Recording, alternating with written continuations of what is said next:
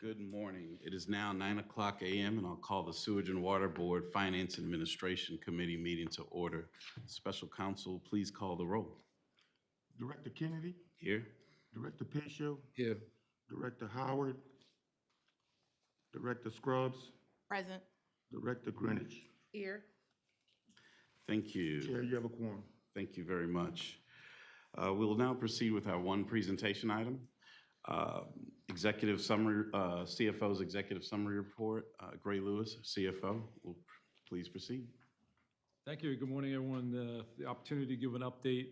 A couple things before we get into the November numbers. The financial system conversion with the Oracle is underway.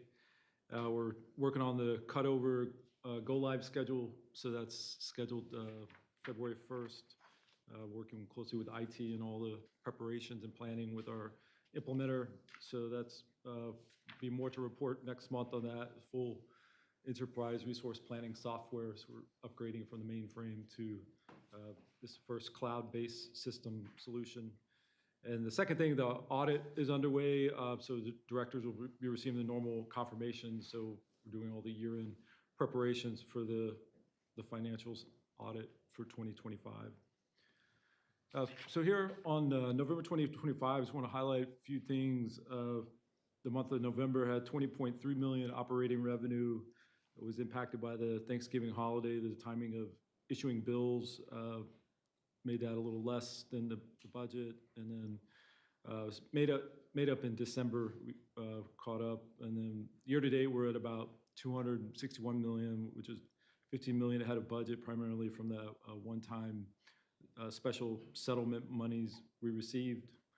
On drainage taxes, we're $69.9 million, trailing budget about a little less than $3 million. So we received the rest over a multi-year period for late taxes. And as we all know, the city is now billed for this year's taxes. So everyone that has those, we're looking forward to getting all the funding here in the first quarter for drainage taxes. Well, operating expenses for the month of November were $30 million, less than budget, $32.6 million. Year to date, we're at $290.1 million for operating expenses. So that's the sewer system in the chart below is breaking down is $111.2 million. So that's the largest portion of the favorable variance. And the majority of the conservatism in the operating expenses in the general administrative and the estimated or depreciation charges were closer on the direct expenses like pumping and power and direct costs. So continue to, again, focus on year end, prepare for the audit in December. So for the month, the bottom line on the left, $2.7 million negative of revenue less adjusted expenses were recognized in November.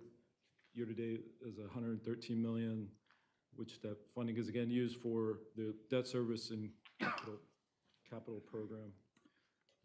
So in the next slide, cash collections, we have $22.8 million. So this was a strong December month. Happy to report that it was actually the highest of the 12 months of this fiscal year and higher than the historical. This normally kind of a mid ranked sixth in the historical figure. So it was a strong month for collections. And on our next slide, we're showing the calculated collected ratio. It was about 6% that was not collected on the last 12 months. So that's up a little bit from a year ago. So 2% uncollected ratio. And we're going to touch a little bit on a promise pay, the installment plan update in a couple of slides. Our next slide is our bills issued for the month, which, as I mentioned, was a little lower. There was a total of 106,201 bills issued. They contain the read data on all but 2,611. So we continue to see the expected benefits of smart metering. And Susanna's team, again, leads this effort. The month of December, we will have higher numbers. We caught up some of the end of November with the Thanksgiving week.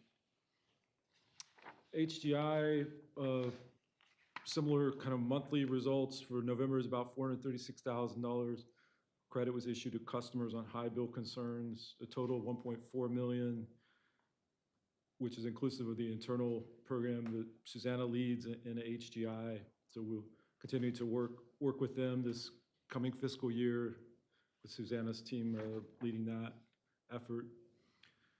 Service disconnections, we show about 600 for the month of November. This is trended up in December. We're at about 1,200. So we'll be continuing to work on or have that as our last resort for our collection efforts, which is really necessary to ensure customers don't get far behind without a natural result. Receivables at the end of November is 60.3 million, which is down a little bit. The number of customers on Promise Pay installment plans was 66%, which is up from last month. It was about 2% higher, and that represents about $24 million of payment commitments through the Promise Pay software.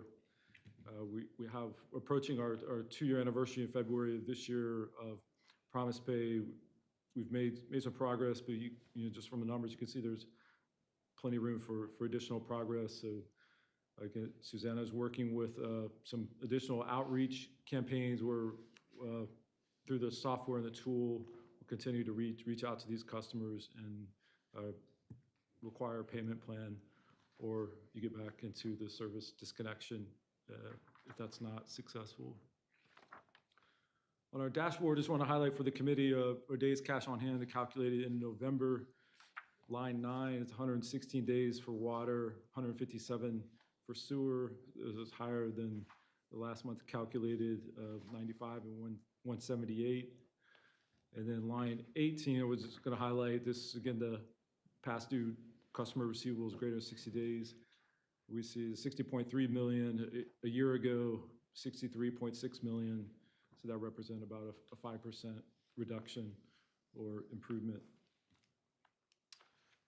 Next slide is our debt obligations. So two things. We closed our smart metering LDH loan.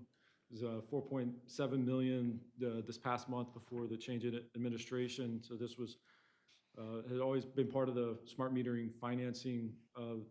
So that allows us to borrow and have a $2.2 million forgiveness of the principal. So very good subsidized borrowing. It got closed, and then we'll be able to submit our Aquametrics installer invoices to draw all of that here as soon as possible, really in the first part of this year. So happy that got closed. That had already gone through all the approvals in the State Bond Commission.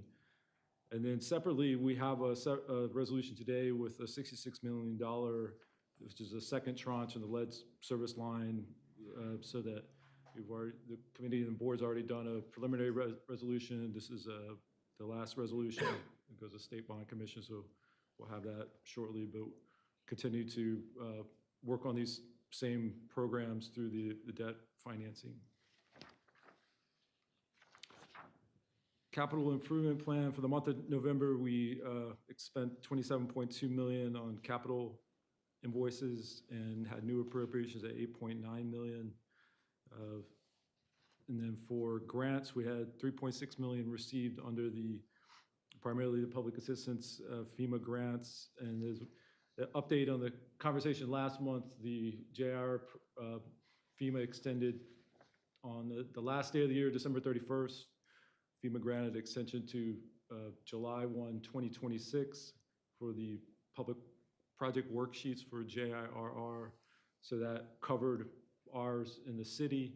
There was three additional project worksheets that are also related to the Katrina disaster that we had to subsequently request the extension in the system, and then essentially explain to FEMA or tie the one extension that's already done, and explain that these additional projects, which are French Quarter Transmission Main, which is an ongoing, underway project, multiple neighborhoods, utility and street work, and then the last phase of the Water Hammer project.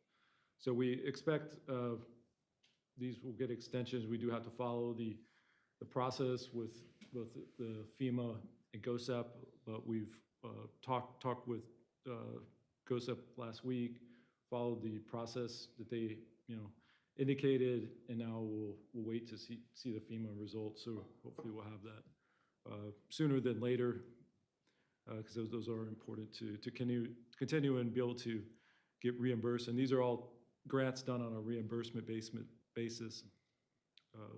And then on the JRR side, we understand from the city, and they're working over the request for a 3 years extension. They only receive a 6-month extension, but the opportunity for follow-up and asking for additional extensions will most likely be on the table. But right now, just a 6-month extension has been granted. And on the minor drainage revenue, a couple of small updates. We received the IMF funding, the former DPW share, for both the months of September and October. It was a little bit delayed with all the city things going on with their financial budget. But that was $285,000 for September, $322,000 for October. So that will be an ongoing, continued funding source for minor drainage. The other traffic camera revenue and other special allocation we have to be following up with the new administration to try and get further updates, but nothing additional has been received on that. And then the joint infrastructure receivables, payables, we've updated on these numbers each month, but we'll continue to do so. Just highlighting the JIR program remains the lion's share, is about $58 million out of $72.8 million of payables. We have the DPW that are tracked via our dashboard.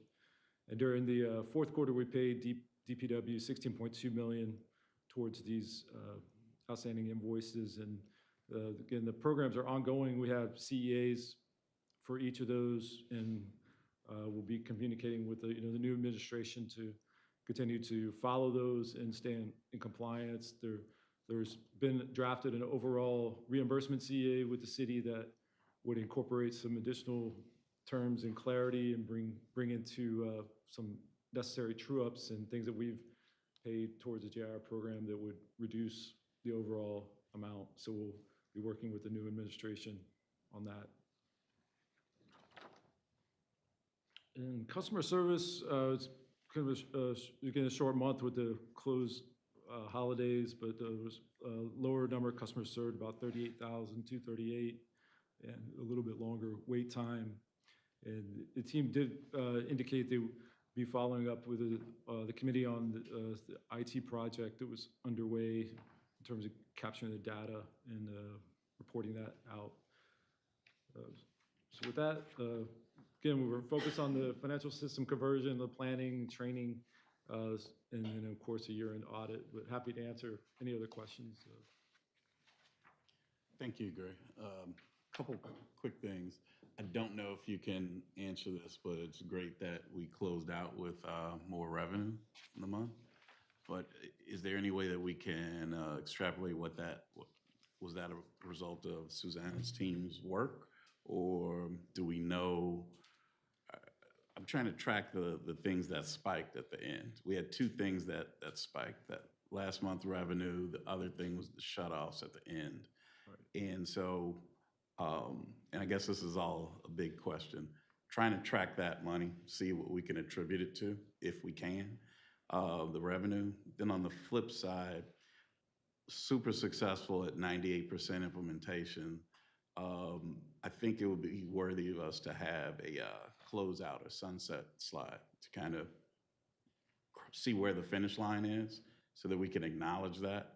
And also it'll prepare us to answer questions they still linger because we're not at 100%.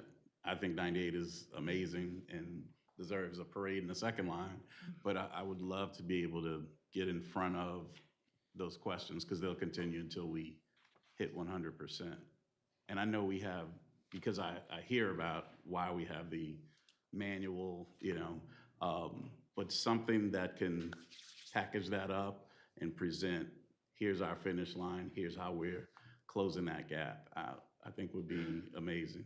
Yeah, I think absolutely got that noted on smart metering to capture that and then be able to explain what might be a very small percentage of ongoing communication issues versus the old stuff. So, yeah, we'll take a note of that. And then on the earlier comment, the revenue, the 15 million more just a one-time, it's not related to the water sewer revenue. That portion looks pretty much flat to budget.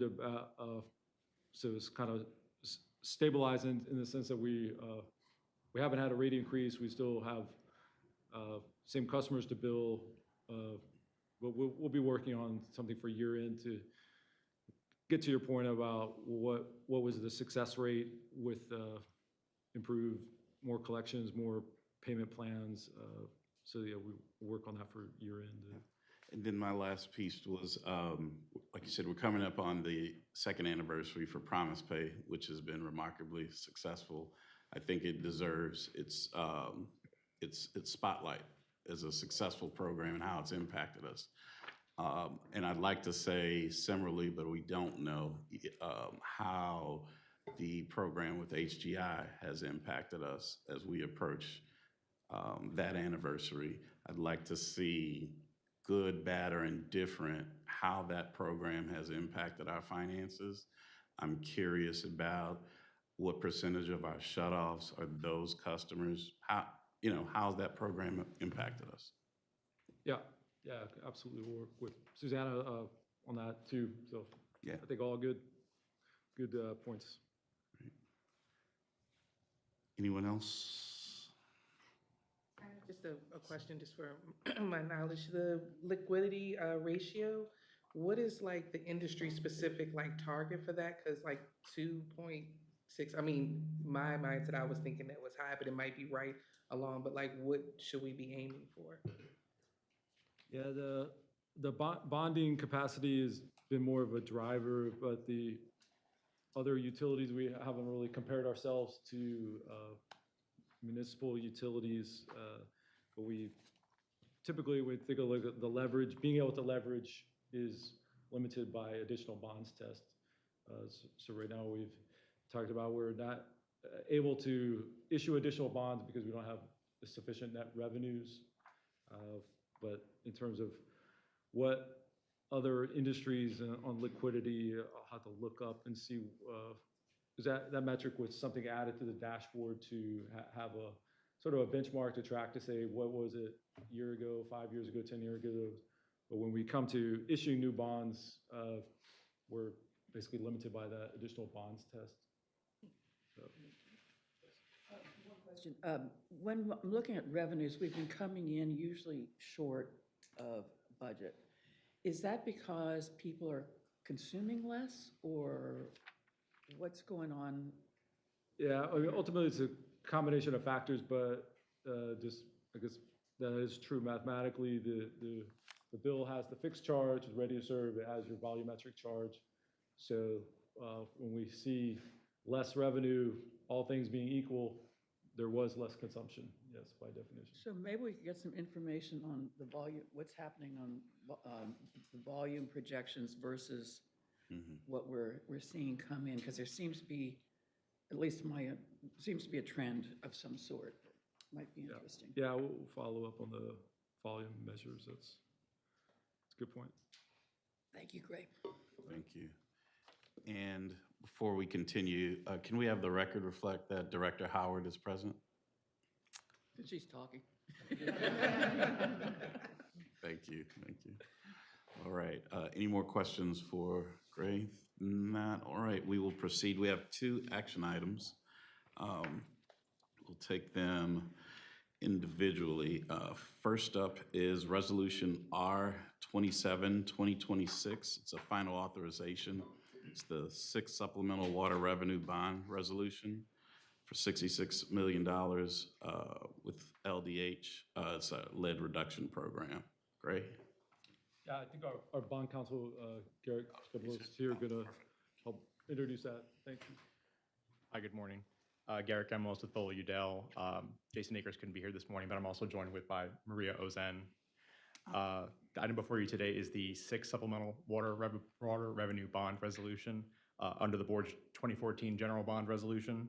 It authorizes the issuance of one water revenue bond 2026A in an amount not to exceed $66 million. The bond is going to be sold directly to the Louisiana Department of Health through the State Drinking Water Revolving Loan Fund for the purpose of financing lead service line replacement, as Grace said earlier. This is the second tranche of bonds for that purpose, and it's going to be non-interest bearing. That's very important. Going to be drawn in installments and will amortize over a term of 30 years. 49% of that is subject to principal forgiveness, so that's going to result in a maximum forgiveness of $32.34 million. So another important thing. And the bond is payable from the net revenues of the water system on a parity with the board's outstanding water revenue bonds.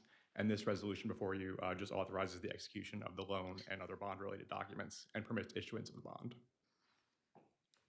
Great. Thank you. Thank you. All right. May I have a motion to approve Resolution R27, 2026? So moved. It's been moved by Director Howard, seconded, it's a second. Did I get you, Jeff? For a second by Director Pacho. Is it roll call vote or all in favor? We don't need a roll call vote at Okay. this meeting, but we will at the At the board board. meeting. Okay, great. All in favor? Aye. All opposed? Any abstentions? Any discussion? Any public comment? All right. Motion carries. Second action item, R01, 2026. And Caitlin Timmer, okay, you're going to present. Great. Yeah. All right. Good morning, committee members. Caitlin Timrack. I'm our Deputy General Superintendent of Pumping and Power, and I'm very excited to be able to present this resolution today for the authorization of award of contract for professional services between the Sewage and Water Board of New Orleans and 1898 and Company for enterprise asset management software and services. This is, I believe, the third or fourth major technology transition that we're actually undertaking as an organization right now under our plan to modernize the utility with technology. This represents several years of work with the IT and with the organization in general to get to the point of having put out a bid for advertisement earlier this year.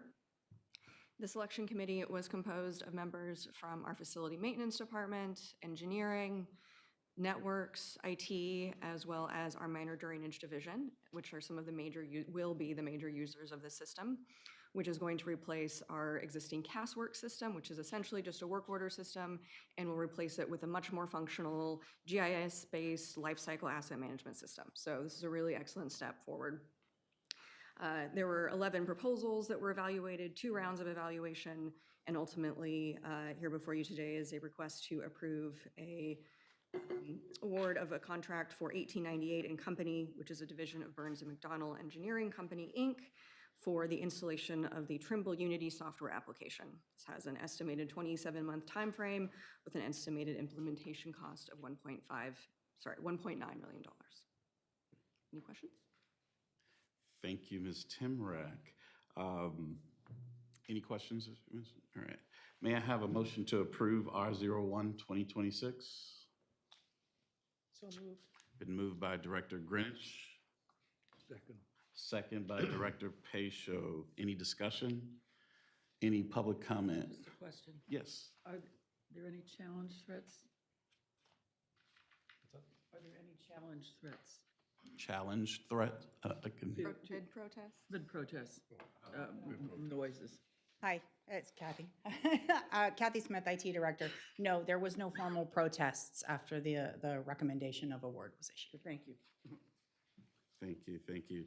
Any other questions, comments, and public comment? No public comments, Chair. Thank you. All in favor? Aye. Aye. All opposed? Any opposed? Any abstentions?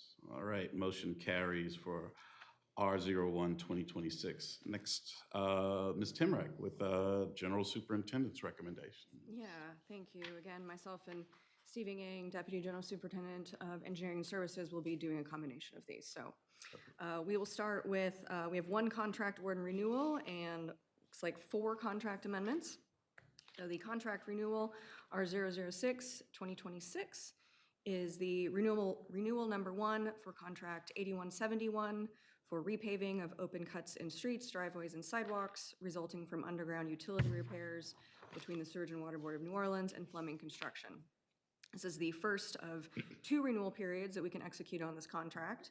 We previously added 2 change orders to this contract in 2024 and 2025, which helped us at that time significantly reduce the backlog of open street cuts around the system. So this is the official first renewal, which will take us to June of 2026, and we would execute the second renewal later in the year. So this is a requested renewal value of $2,277,750 for an official contract completion or extension date through June 4th, 2026. And this is citywide, right? This is citywide, yes. So this contractor will come in after other drainage and sewer and water work is done to complete paving in those areas. Good, good. All right, and we take this separate? Correct. Okay, good, great. Any discussion, any comments or questions, board? Any public comment? All right, may we have a motion to approve? That was R 006-2026. So moved. Moved by Director Howard, Second. second by Director Greenwich. All in favor? Aye. Any opposed, any abstentions? All right. The motion, resolution passes, motion carries. And next are contract amendments. So we Mr. have Grant? Or Steve's gonna, or Well, we got a combination. combination, yeah. Good, No, thanks. thank you. So we have 4 of these. I'll kick us off. R 002-2026 is the authorization of amendment number 7 to the agreement between the Sewage and Water Board of New Orleans and NY Associates, Inc. for design and engineering services for the waterline replacement program. This contract is an engineering professional services contract. They are supporting the ongoing TM10 French Quarter transmission main work, which is part of the Sewage and Water Board's JRR work. This contract time is being extended through this year. Actually, their professional services, I'm sorry, is being extended until February 20th of 2027 as it expires next month. And so we're extending the time to 2027 as well as adding some additional fees for inspection, archaeological services, and field testing for vibration monitoring. This is due to the extension of the contract time itself.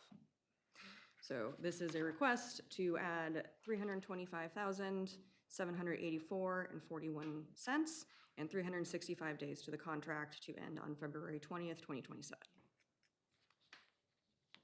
Can you go back to the first page? Well, somebody can. Yes. The third paragraph from the bottom. Is that 2023, like in the last sentence? The end date of June 30th, 2023? That's correct. That's right. Yes. Okay. This professional services contract included multiple projects. This TM10, I believe, is the last one. And so this was, they had supported multiple different projects up until now. So that's part of the history of this.